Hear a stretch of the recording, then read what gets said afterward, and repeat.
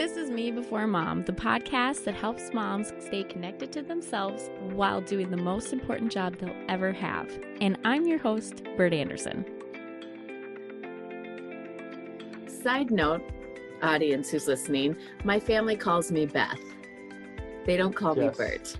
So I know it's weird for you to say Bert, and it would be weird if you did actually call me Bert. So it's a good thing you didn't. I'll call you Bert if you call me Professor Ankrum. Oh, that's very fancy. Professor Ankrum. No, my students don't even call me that. What do they call you? Do they call you Dr. James? A lot of them will call me just Dr. Ankrum. Dr. Ankrum. Yep. Or my own grad students will just call me James. Mm-hmm. So I got it. Yeah. I like it. Another side note, have you seen the episode of Friends when Ross talks about how he's a doctor? But not really a doctor? Yeah. Not that kind of doctor? But I am a doctor, I swear. Yes. I did all the work for it. So, okay. So let's talk about masks. Okay. So in Minnesota, at the time that we're recording this, today is actually the first day that everybody is mandated to wear a mask in public spaces. Yep. Which, I don't know. The whole mask thing is so confusing. And I think the thing that we forget is that this is really it's a novel virus. We really do not know much about it. Yep. So it makes sense that in the beginning of this, back in March, you were hearing, it doesn't really matter if you wear a mask. And now you're hearing, well, it matters for everybody else if you wear, or no, that was later. It matters, you want to wear a mask so you can protect those around you. Yeah. But now I've heard it actually does make somewhat of a difference. Yeah. So let's back up a little bit to the start of this with the whole, don't everybody go out and get a mask. You don't need a mask. Mm-hmm. You hit on something initially, which is one, it's a new virus. And so, back in January, February, in March, we were still trying to figure out what routes of transmission. So is it surface contact? Is it airborne? Is it fecal matter? Like the norovirus? There's a lot of viruses that'll fecally transmit. And to just think about that for a moment. Disgusting. Fecal is poop, people. So... Wash your hands. Wash your hands. Wash your hands. Wash your hands. Don't touch your face without washing your hands. Yeah. Anyway, routes of transmission is something to figure out, and just detecting the virus isn't enough. You want to know, do you actually have live virus, right? So, yeah, that was part of the question at the beginning. We don't know how it's transmitted. The other big piece of it is an unfortunate one, I think, of nomenclature, in that, when Fauci initially said, the public doesn't need masks, a big part of his calculation was there was currently a massive shortage of masks for hospital workers, particularly N95s. Yep. And just for context, a year ago, if I was a real doctor, a medical doctor, and I reused my N95 even between patients, I could be reprimanded by my hospital because it was against code. Infection prevention policy state, you do not reuse personal protective equipment between patients. And now we're in a space where doctors and nurses were having to reuse. There are doctors that have been reusing the same N95 since March.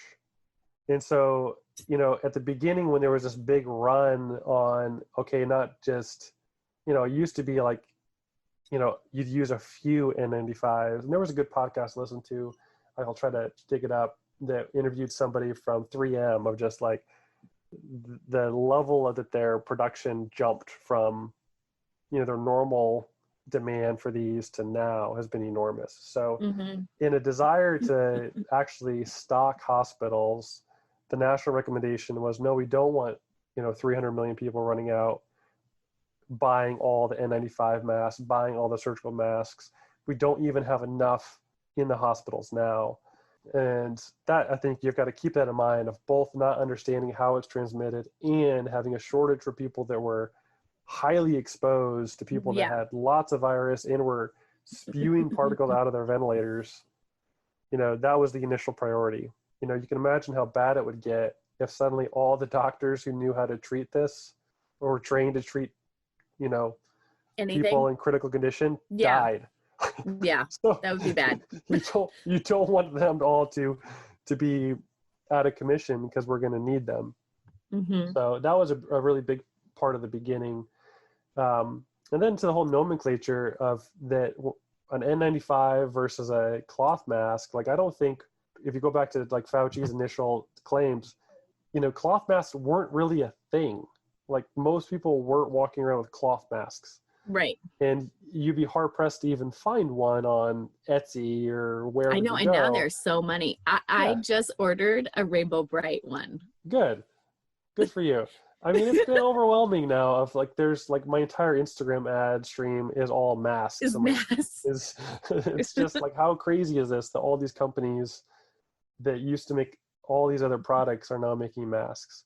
Mm-hmm. And so we're at a point now where it's like, oh yeah, we have a new category under the nomenclature of mask, which are these homemade or cloth masks, or you'll often see them advertised now as non-medical, mm-hmm. which basically, none of us are working with known exposure with patients. So none of us need a medical grade mask. Right. So yeah, I think there's a combination of confusion and priorities there that, if we step back to where we were, not knowing how it's transmitted and seeing a shortage in hospitals, the guidance was basically don't sap the hospitals dry. Right, because they need the masks. So my research lab, we donated all of our masks to the hospital. Like, we had a bunch that we'd used in our lab for the cases where there is a respiratory hazard. And there was a SOS call to all the labs at the university saying, anything you have, bring it, we need it. Mm-hmm. And just to think of how dire the situation is when your hospital supply chain is dried up and you have nothing available for your doctors, for your nurses, even for, your custodial staff that are going in these rooms to change the bedding, and like the level of exposure that they're experiencing to not have anything, available is where we were. Right. And now we're not there anymore. Now we're not there. So, keeping in mind the time history here of now we have, more production, but even now with some of these companies, I'm noticing their time to delivery for some of these masks are 3 or 4 weeks. Yeah. Right. So like, we're still in ramp up mode. Like, we ordered those Crayola masks for the kids' school. Yeah. We ordered those like 3 weeks ago, and we're still waiting. Yeah. Mm-hmm. And so, yeah, I know. I was looking for masks on Amazon the other day. And it was amazing to see, like, there was one mask that looked really cool. And not available until September, the end of September. Yeah. And stuff. And since we're talking about all the many kinds of masks, because Ben and I, my husband, we have been having this discussion of whether or not you need to have if it has to be a face mask with the ear loops, or the tie behind, or if it can be the neck gaiter, which is like a scarf. Yeah. And there are some gaiters that have like a little pocket and you can have a filter. So I'm assuming that probably is more comfortable.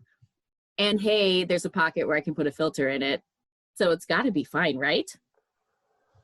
Yeah, I mean, I think the way to think about this is really in terms of like degrees of effectiveness. Right. With an N95 being like the standard bearer on one end where no particulates, or really it's, I don't remember the exact standard, but I think it's something like, 5% of like 3 micron or 2 micron size particulates are allowed to pass through either way. So it's, it's 95% effective at stopping particulates of a certain size. I don't know what the actual size is for that standard. So that's on one extreme, like very, very effective. And then on the other extreme, you've got like, your crocheted, highly porous, where it's like 93% of particulates will make it through. Mm-hmm. And you showed me a really cool video that we should mention where Bill Nye, the science guy, puts on the different masks and tries to blow out a candle. So you guys should go, we'll put it in the show notes, but you guys have to go and watch this because I think it will dramatically, if you're on the fence about whether or not masks work and you're angry because you're living in Minnesota and you have to now wear masks everywhere, you should go and watch this video. Yeah, it's pretty illuminating. And I think it's what's nice about it is it's an experiment that anybody can do in their own house, like light a candle, put on your mask, and then just do different things. So talk normally, sing, cough, and then watch the flame to see, is it moving? How much is it moving? Because if it's moving, it means that there's, streams of your air likely holding particulates that are hitting that flame. Mm-hmm. And so, if you did that with an N95, the flame stands still. It doesn't move at all. It doesn't quiver. It doesn't do anything. Yeah. And then if you go to maybe a single layer of a gator and do a lot of those activities, it still moves less than it would if you didn't have a mask at all. Right. But it's still moving. So even if you are going to go with a gator, doing something like that to figure out, like, well, do you need to double it up? I know with a lot of those gators, you can do 2 layers on it instead of 1. I was at the gym the other day and I took a drink of water and it went down the wrong tube, and I felt like I had to preface it with, I don't have COVID. Yeah. Yeah. We're both asthmatics. Yes. And I have got the allergic variety. And so do I. There's weeks that, I'm a bit of a mucousy mess, and I'm just like, seriously, I'm okay. But no fever, none of the other stuff. Just my allergies. I even got a test on Monday just to make sure with this particular run of allergies that it. Oh yeah. Yeah. How was it? How was the brain tickler? Yeah, it feels like they're scratching the back of your eye.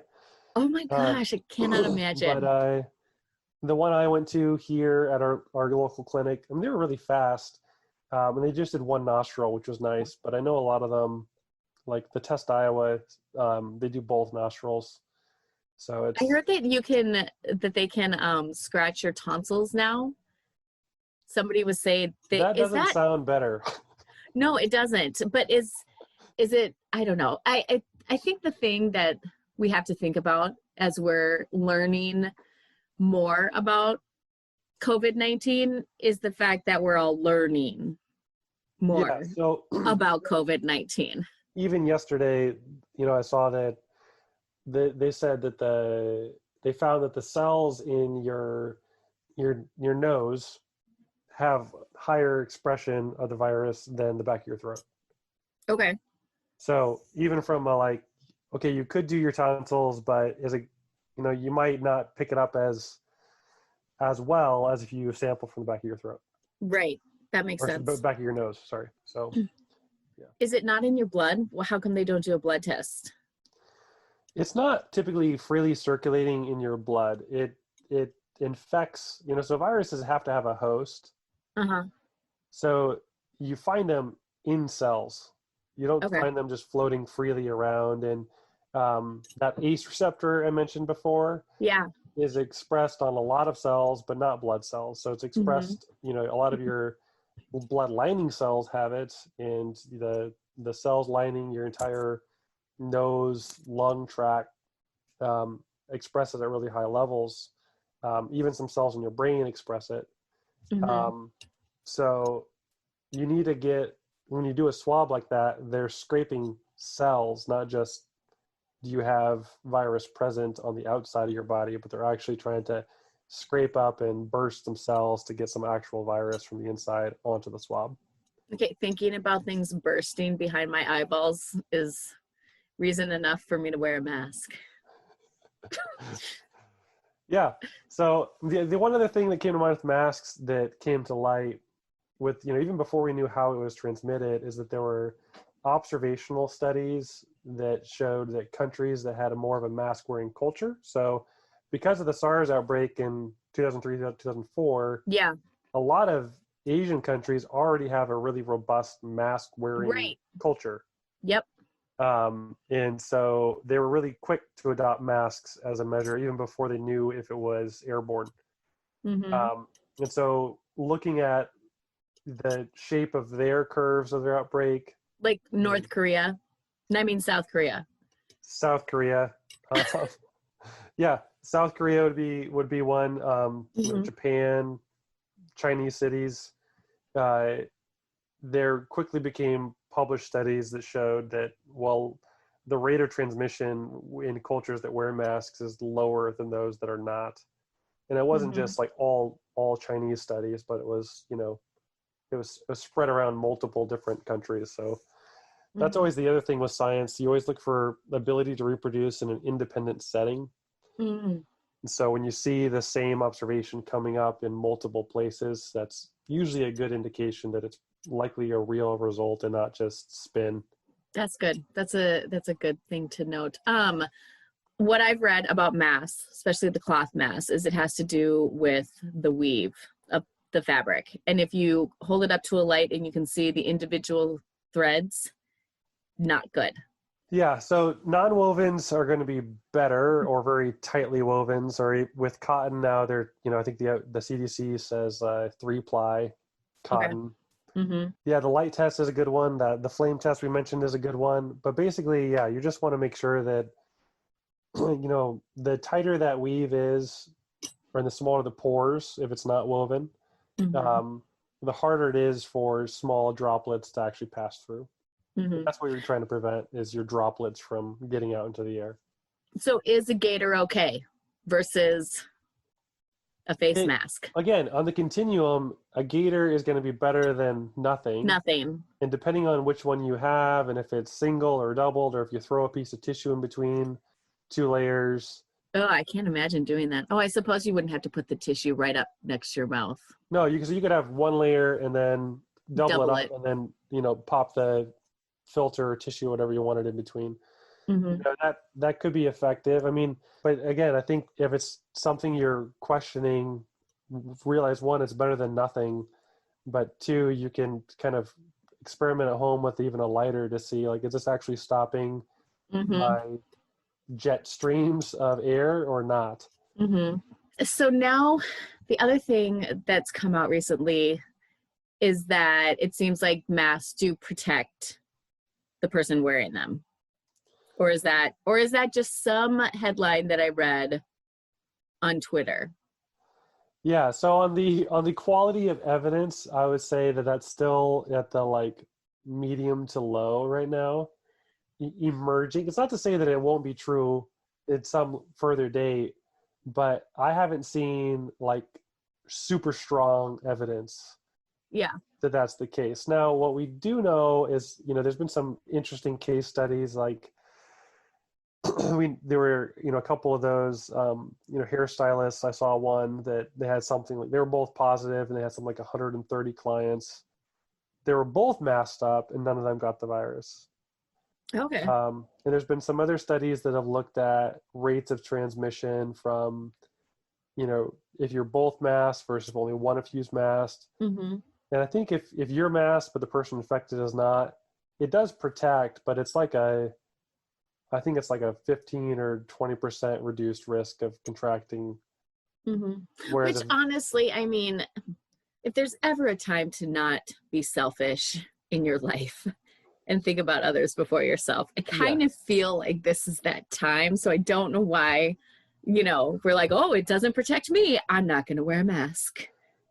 Yeah, I mean, you could say the same thing about washing your hands after you poop. That is true. So, but I think we'd all agree that that's something you should do, so that you don't spread your fecal germs to other people. Yeah, that is a good thing. That's a good thing to not do. Okay, so the other thing I want to talk about, because it's very confusing to me, are the stupid charts that you see everywhere. I don't understand how to read the charts. Pretend that I'm like a 10-year-old. And I have so many things that I have to do, James, and I'm tired. And my children have been home since March. So are you talking about the confirmed cases per day? Yes. How can you tell? I understand that if it's going up, then it's going up. Yeah. But I don't know. Cause in Minnesota, people are like, oh, Minnesota's getting bad. We've been put on a few like lists of Yeah. places that, other state residents are not allowed to go to. Yep. But when So I look at it, I think, oh, it's not as bad as it was. Like, yeah. Let's see. maybe that's just the eternal optimist, Yeah, glass so half full I'm looking person. at Minnesota right now. Yeah, And there's so so many different models too. there also, so hold on. Models and these charts are often two different things. So the Okay. models are projecting out into the future of what could happen. Mm-hmm. And so some of those, particularly like when is the death peak going to happen, or the next death peak, I should say, for now, going to happen. Those models are pretty decent because we know that the cases have like a 2 to 3 week lead on the deaths. So, Mm-hmm. they're offset. So if we see a big spike in cases, the model has a pretty good idea of, okay, well, in 2 to 3 weeks, you're going to start seeing a spike in deaths. Some of the other aspects of the models, though, they depend on a lot of assumptions in terms of people's behavior and, even the public health guidance of, are we going to lift restrictions or not? Are we going to do, if we do have a mask mandate, how many are going to obey it? How many are not going to obey it? Mm-hmm. And so all those are just, literally assumptions. You just have to assume a value to build a model. Now, what's nice about a lot of them that are available is you can, if you're a nerd, you can download and adjust the variables. So Oh, that sounds like fun. yeah, it's nice Saturday activity to adjust some code and rerun the model to see what's Yeah, going to, and it's going to be raining here. yeah, what could happen. I'll send you a website that I really like for looking at the cases. So not the models of what's going to happen in the future, but what's already happened. You can play around with it, but you don't even know any code. You can if you want. You can download it and play with it, but also you can do a lot of it just from the website. What website is it? It's COVID-19, but backwards. So it's 91-divoc.com. It's Oh, a professor at a University of Illinois. He was a good data visualization person. But what's cool about it is you can pull from 4 different data sources. So if you don't trust Hopkins for some reason, you can pull from the Atlantic or the Oxford data, or you can switch the source, whatever yeah. you want to do. And then you can look at it at country or state level. Mm-hmm. You can look at it at linear scale, log scale. You can change what kind of averaging. So most of these plots are either 1 or 2 week averages. So Yeah. you're not looking at just cases today, but you're looking at often it's what is the average over the last 2 weeks, or the average over the last week are the two most common that you'll see.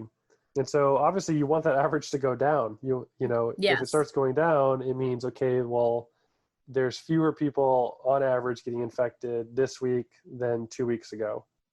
Mm-hmm. And that's a good sign that whatever we've changed has helped to actually get things to go down. Mm-hmm. So it's not it's not really that the numbers are different. It's how they present. Yeah, or you're actually you're presenting a different, that the underlying numbers of cases per day are all the same. Okay. But how you present them of, well, cases per day is really noisy because It is. if you look at it, about Minnesota and Iowa, Saturday and Sunday is always lower because people still are taking, like even the lab techs are not running as many tests on Saturday and Sunday. And so it has this appearance that like, oh, well, Monday through Friday were really bad and Saturday and Sunday were good. Well, that's really not the reality. The reality is that we live in a society that has weekends and we don't run as many tests on weekends. Mm-hmm. And so the 7 or 2 week averages flatten that out. So it's not as noisy and it ends up being a So what about people who say that the reason why the numbers are going up is because we have more testing available and more people are getting tested? If that was the case, you would expect to see the % positive test rate drop. Okay. And in many cases, so just pick on Arizona for a bit, they ramped up testing with their outbreak, but their % positive test shot up to 20%, which really reveals that they were under testing before because they weren't picking up that many people. Mm-hmm. And when they did start to roll it out, they realized, oh my goodness, a lot more people are carrying the virus than we realized, which is why they had so much community spread, undetected community spread, because there were so many people walking around with the virus who didn't know they had it. Mm-hmm.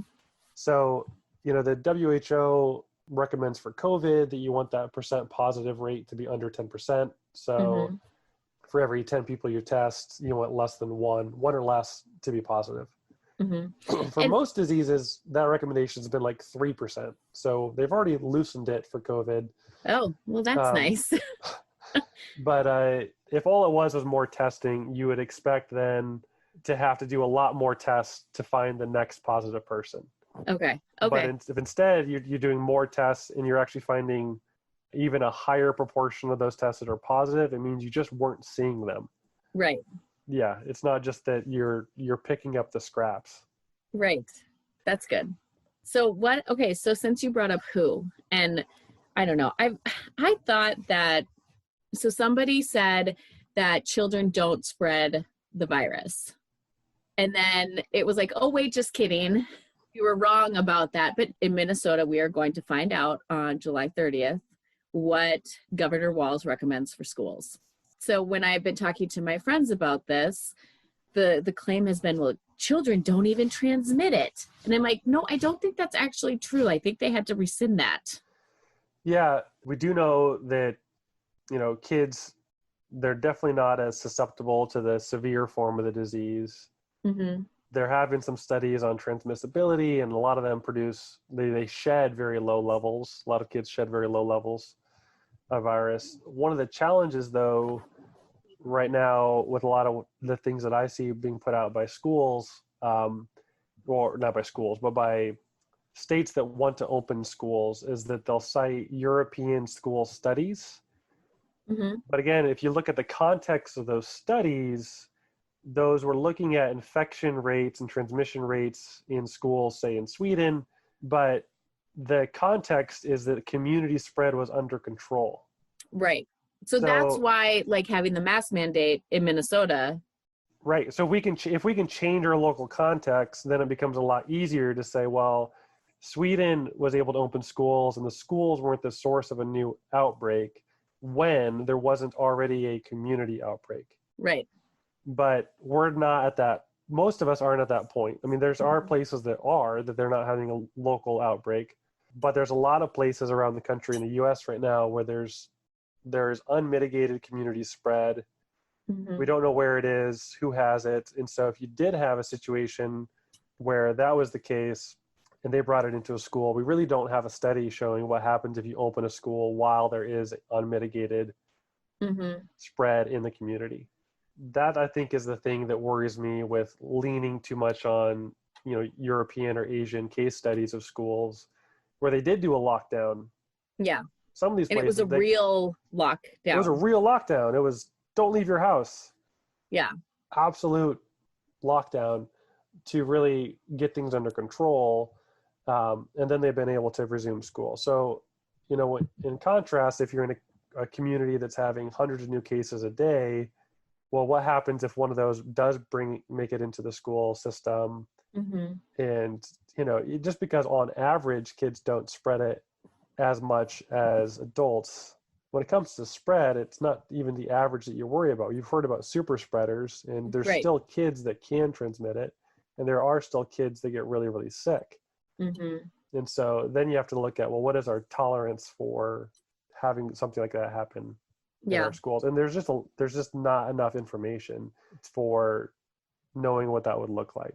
So I mean, honestly, I'm hopeful that kids aren't as susceptible, and some have hypothesized that they could be chain breakers in transmission, that they can get sick, but then since they don't produce much of the virus, they don't infect anybody else. Mm-hmm. And for many kids that could be true, but it's not going to be true for all kids. Right. So I could talk about this forever. Maybe we'll have to have you on again. But I don't know if everybody wants to listen to a podcast on COVID-19 for hours upon hours. So one last question I have for you. Chickenpox. Remember in the 80s and 90s, people would have chickenpox parties. Yeah. That's not a good idea with COVID, correct? That is a really, really That's bad not idea. how we create herd immunity. It's a really bad idea. Don't do it. Okay. Yeah. What is herd immunity? So herd immunity is when what Yeah, it's what typically when good is a 80% of people are immune is typically what we consider herd immunity. so going out and actively trying to get COVID probably isn't going to help with herd immunity. Well, individually, no. um, and, again, we're still talking about a virus that I think I haven't checked Minnesota's rate, but I think Iowa's rate last I calculated it was almost 2% case fatality rate. That's 1 in 50. So, if you think about your neighborhood, there's 50 people in it. One person will die. One person. That's sad. You're talking about the grade of, I don't know how big your kid's school is, but, if there's 100 people in the grade, 2 people. Yeah. So, these are rates that while they can sound small, when you put faces to them and start striking out potential faces, it becomes something you don't really want to mess with. So these have been popular with college students. There's COVID parties, and there's been some really tragic stories coming out of it. So I would not just not recommend it. I would actively say, do not do a COVID party. No. We're still working on treatments. We're still working on vaccines. It's looking really promising that we're going to have multiple vaccines that work. That's encouraging. Do you think that when the vaccine or vaccines are ready, it will become available to the general public? Or do you think will there need to be some type of like, you deserve it more than the other person does? There'll be a stage rollout, likely going through, long care facilities first, long-term care facilities, and then in healthcare workers, and then, into the lower risk groups. But yeah, it's not going to just be like there's none and then all of a sudden go to CVS and get stuck. It's gonna be a, tearing it off the manufacturing line as fast as we can get it and distributing it to where we need it first. Yeah. I think there's so many of us, and myself included, that I just want this all to be over. I just want it to be over. Even when the vaccine comes out, that doesn't mean it's not like a magic pill. Yeah, well, and most of these vaccines, I don't know about AstraZeneca's, which is likely to be the first on the market. Most of them are a 2-shot series, just to put that in your head that you're likely to need a booster. Just like if you remember with the hepatitis vaccine series that we all got in school. Yep. Or even, I think, MMR now, tetanus. It's a similar thing to get the strongest response. A lot of them are a 2-shot series. So. Well, James, is there anything you would like us to know about you? How can people find you if they would like for you to also become their voice of reason? I'd say try to find a scientist in your own life who's we should make shirts that say find a scientist in your own life. Yeah. I mean, they're nice to have. I mean, despite the conspiracies that we're all in on some global, we're in on some global conspiracy. Like most scientists, like our job is to be incredibly skeptical of everything. And, all of our papers and grants that we send out, we just criticize and critique. And, we're very critical people of data and information. And so they're good people to have in your life to say, is this legit or not? Because even when something is legit, we'll say, yeah, but you have to think about XYZ. Yeah. It's, we're very, very bound by context. James does have papers out there if you would like to Google James A. Ankrum. Yeah, you can check me out on Google Scholar. You can check out his papers and read his scientific papers that I have tried to read, but they make no sense to me. They're a little bit of a different language, aren't they? They are. They definitely are. But thank you so much for taking your time today to kind of run through all things COVID-19 and kind of breaking it down for us non-scientific people. So, and to those of you who are listening to this right now and you're stressing out about the unknown, remember to be kind to yourself in that process, because we don't know what the future holds, and that's just the way life is. So be kind to yourself. Always be kind. That's all we have. Thank you so much for listening. Be sure to connect with me on BertMAnderson.com, and please visit our website, matriarchdm.com, for all of the show notes and to hear other awesome podcasts.